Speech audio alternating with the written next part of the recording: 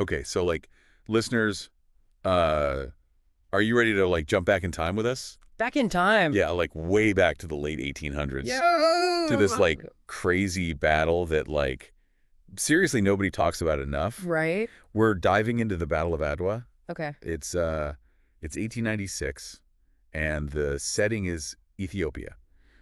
During this like super intense period Hmm. called the Scramble for Africa. Yeah, like all these European powers are going totally nuts. Yeah, just grabbing up land in Africa like it's going out of style or something. Yeah, totally. And most folks think of Africa during this time. Mm-hmm. They think of like European control and kind of just taking over. Yeah, But Ethiopia is a completely different story. totally different story. Ethiopia, they actually managed to resist. Yeah. They like fought back against one of these major European powers, and they won. They did. Like, can you imagine? Like, it's a story about like fighting for your homeland Totally. and against all odds, like actually winning. So we've got to start with Emperor Menelik II.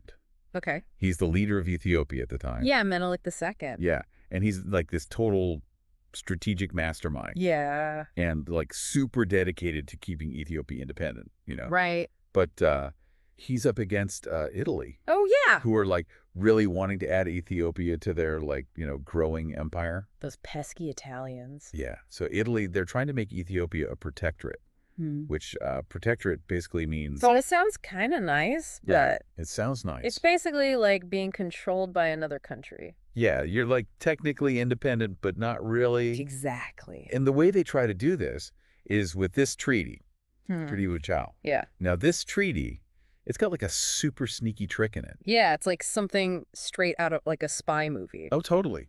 Okay, so there's the Italian version of the treaty, and it says that Ethiopia is totally a protectorate of Italy, under their control. Right. But the Amharic version, the one that Menelik actually signed, it's way more vague. So Menelik's like, yeah, I'll sign this. But Exactly, he's playing the long game. he's playing 4D chess War Dichet? Oh, exactly. while the Italians are playing checkers. Right. Menelik knows a war is coming. Uh-huh. So what does he do? What does he do? He calls on the entire country to unite. Wow.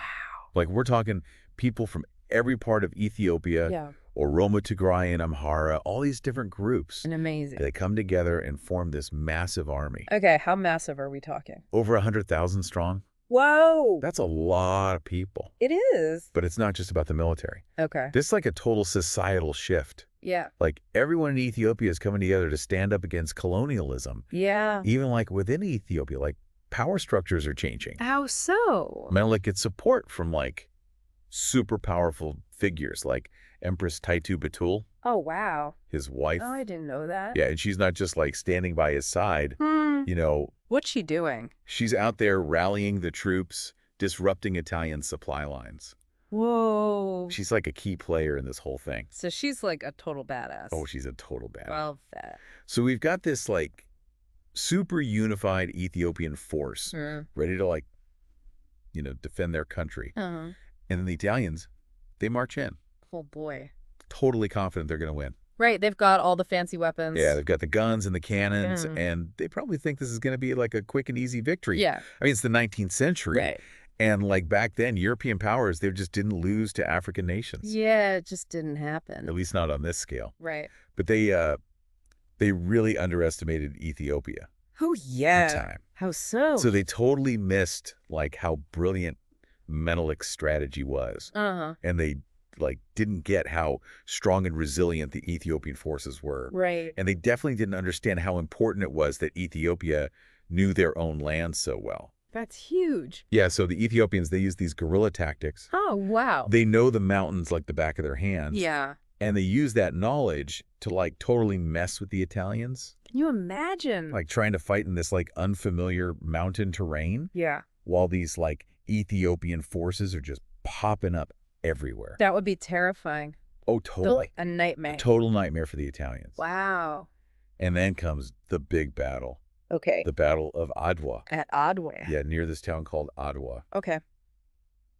And this is not just like a regular battle. It's not. This is a total beatdown. Whoa. The Ethiopians, they use their like awesome tactics Uh-huh. and their knowledge of the terrain Right.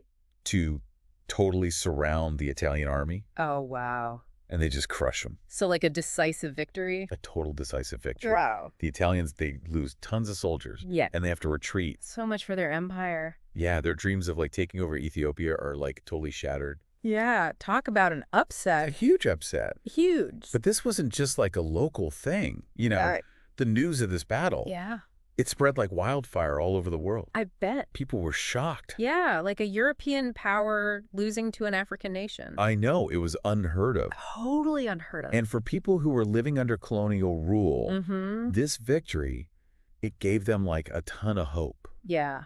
Like imagine hearing that news Yeah. and realizing that like, hey, resistance is possible, Right.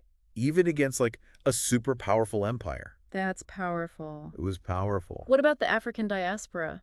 Yeah, so think about the folks who had been taken from Africa Mm-hmm. and were living in the Americas and the Caribbean. Right.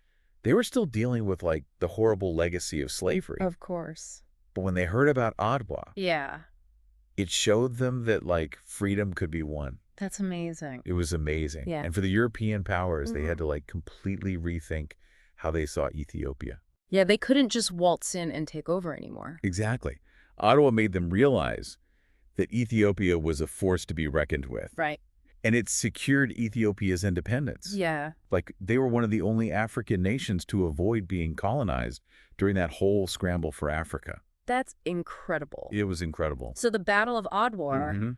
it wasn't just about like winning a fight. Right. It was about like changing the whole relationship between Europe and Africa. Yeah, it was a total game changer. Game changer. And in Ethiopia today, the Battle of Adwa is still like a huge deal. I bet. They celebrate it every year. They do. It's a national holiday, Wow. a symbol of their unity, their resistance, and like the strength of the Ethiopian people. It's like a reminder that they can